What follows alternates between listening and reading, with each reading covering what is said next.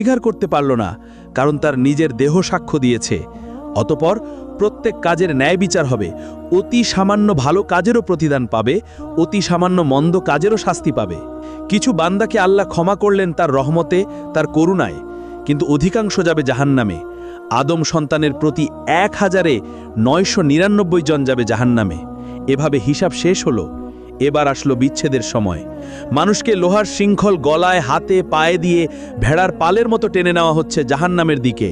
তারা কাঁদছে, মিনতি করে, ইয়া রব, আমাদের আরেকবার সুযোগ দাও, আমাদেরকে দুনিয়ায় ফিরিয়ে দাও, আমরা নিজেদের ঠিক করব, আমরা ভালো হয়ে যাব।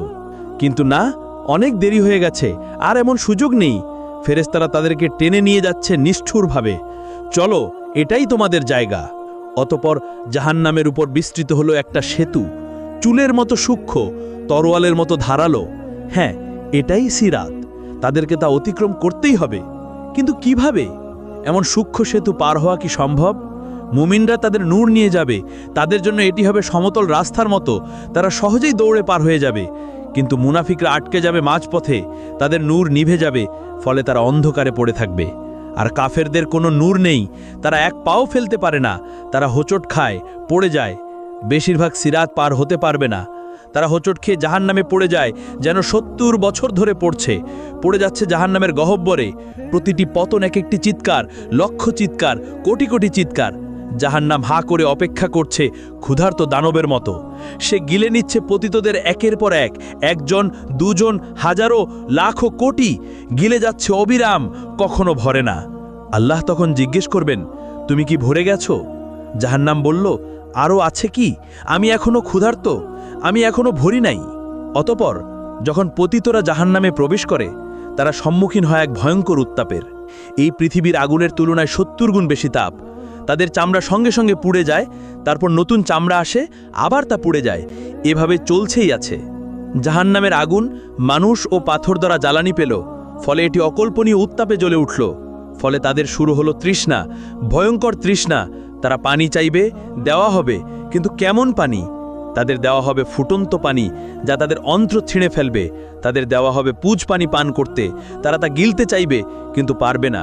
প্রতিটি দিক থেকে মৃত্যু তাদের কাছে আসবে, কিন্তু তারা মরবে না। তারা খাদ্য চাইবে, দেওয়া হবে, কিন্তু কেমন খাদ্য? তাদের খাদ্য হবে কেবল কাঁটাযুক্ত উদ্ভিদ। এটি এমন এক জাক্কুম বৃক্ষ, যা জাহান্নামের তলদেশ থেকে জন্মায়। এর ফল শয়তানের মাথার মতো।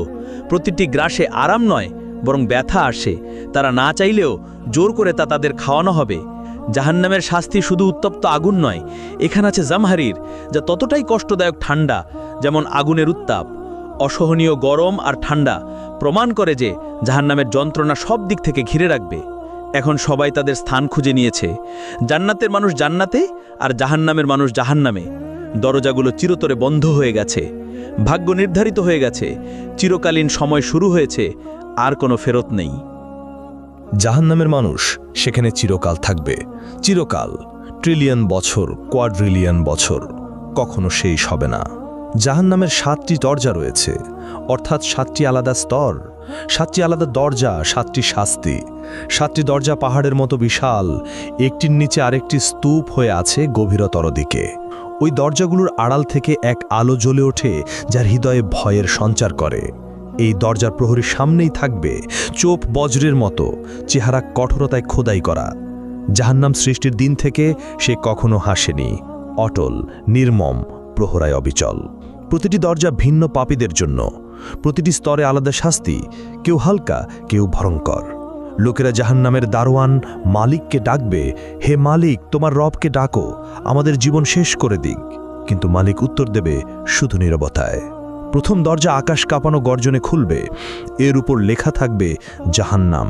এই স্থান মুসলিমদের জন্য, যারা ঈমান এনেছিল কিন্তু গাফেল ছিল, ঈমানদার যারা সালাত ছেড়েছিল, যারা বলতো পরে পড়ব, যারা মিথ্যাকে অভ্যাস বানিয়েছিল, যারা মানুষকে কষ্ট দিয়েছে, অন্যায় করেছে, মানুষের হক মেরেছে, যারা বলেছে আল্লাহ তো ক্ষমা করে দেবেন, কিন্তু তাওবা করেনি। তারা যখন প্রবেশ করবে তখন তারা কেঁপে উঠবে, আমরা কি ঈমানদার ছিলাম না? আমরা কি শাহাদা বলিনি? হ্যাঁ বলেছিল, কিন্তু এর দায়িত্ব পালন করেনি। এখানকার শাস্তি অস্থায়ী। যতদিন তাদের গুনাহ থাকবে ততদিন শাস্তি চলবে, তারপর তারা জান্নাতে যাবে।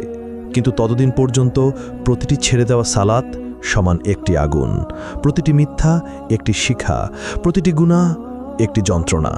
আর দ্বিতীয় দরজা খুলবে এক বুনো চিৎকারে, তার নাম লাজা, অর্থাৎ এমন শিখা যা গ্রাস করে। এই আগুন জীবন্ত, এটি যেন বুদ্ধি রাখে, শিকার খোঁজে। এটি খুঁজে নেয় তাদেরকে যারা ইসলামকে উপহাস করেছে, যারা কোরআনের আয়াত শুনে হেসেছে, যারা আজান শুনে উপেক্ষা করেছে, যারা মুসলমানদের নিয়ে ঠাট্টা করেছে। লাজা তাদেরকে আক্রমণ করবে, সাপের মতো লাফিয়ে পড়ে, সিংহের মতো মাংস ছিঁড়ে ফেলবে, হাড় ভাঙবে, আবার তা জুড়ে দিবে। কারণ এখানে ব্যথা এক অন্তহীন চক্র। আর তৃতীয় দরজা সাকার গভীর নীরবতায় খুলবে। সাকার হলো আগুন যা ধ্বংস করে। এখানে শাস্তি তাদের জন্য যারা ক্ষুধার্তকে দেখে বলেছে আমার সমস্যা নয়, যারা ইয়াতিমকে জেনেও ফিরেছে, যারা গরিবকে উপেক্ষা করেছে, যারা সাহায্য প্রার্থীকে ফেলে গেছে, যারা শুধু আরামে মগ্ন থেকেছে।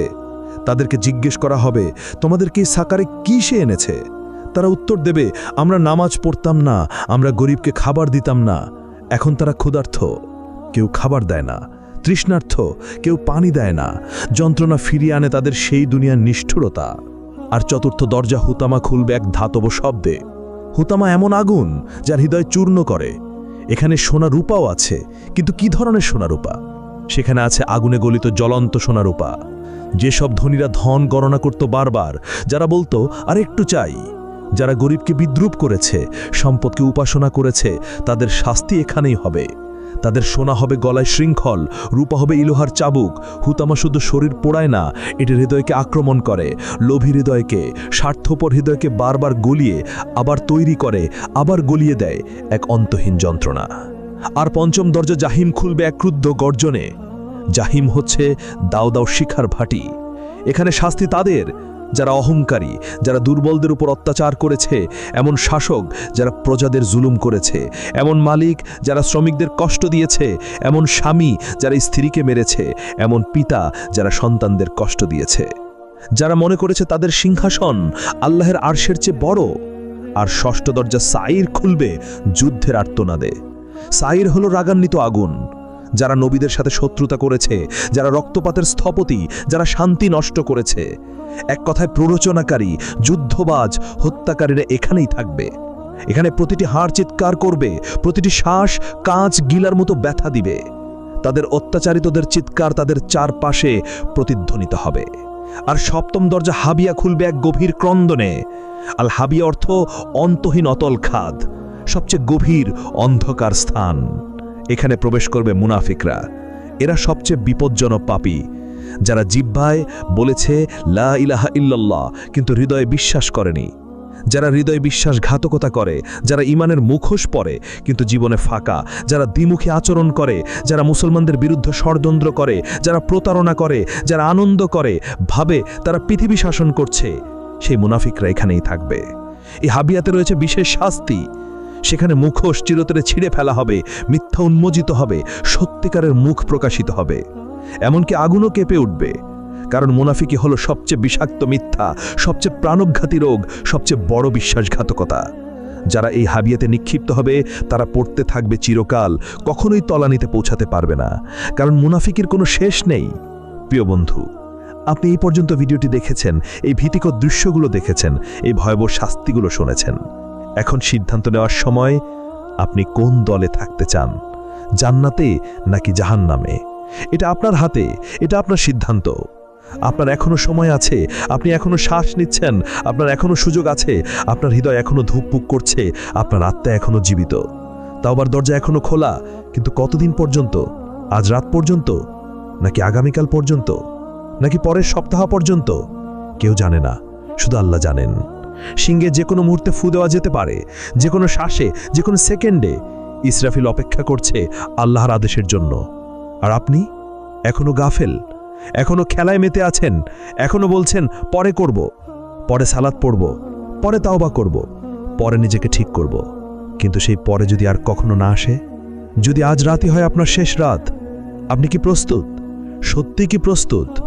এই ভিডিওটি শেয়ার করুন, আপনার প্রিয়জনদের সাথে শেয়ার করুন, কারণ জাহান্নাম বাস্তব। এখানে বলা প্রতিটি কথাই সত্য, সবই পবিত্র কুরআনে লেখা আছে।